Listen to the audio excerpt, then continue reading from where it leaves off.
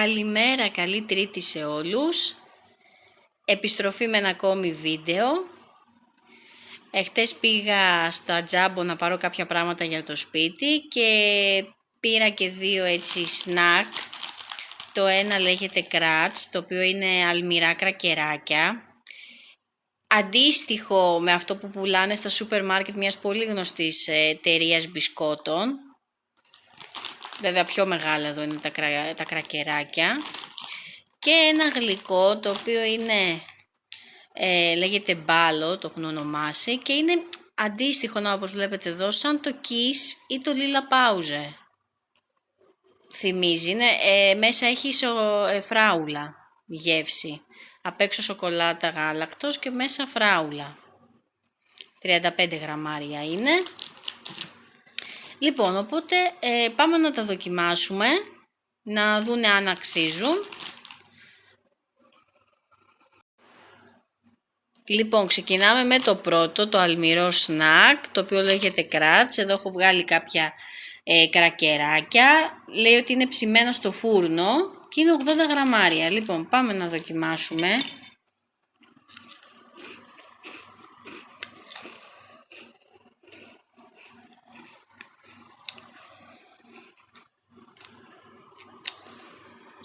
Είναι πολύ ωραία. Έχουν αλάτι. Είναι ακριβώς ίδια όπως σας είπα με την αντίστοιχη εταιρεία που πουλάει ελληνική στα σούπερ μάρκετ, τα κρακεράκια.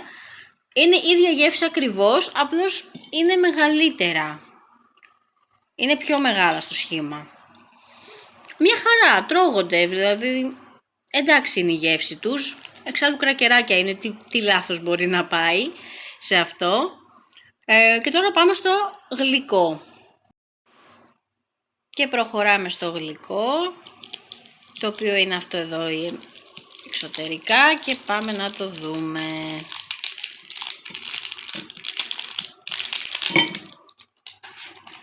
Λοιπόν, ορίστε το σχήμα του και για να το δοκιμάσουμε τώρα.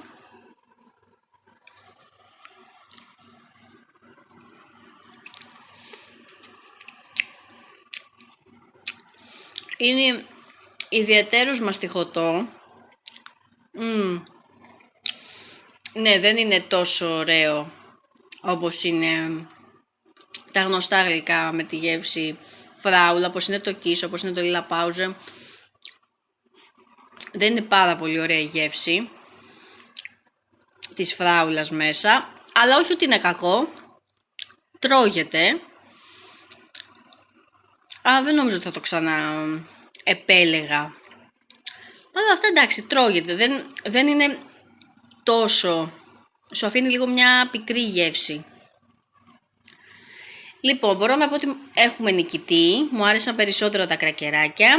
Στα κράκερ βάζω 9,5 στα 10 γιατί ήταν πάρα πολύ κοντά, όπως το έχουμε στο μυαλό μας. Και σε αυτό βάζω 6,5 στα 10.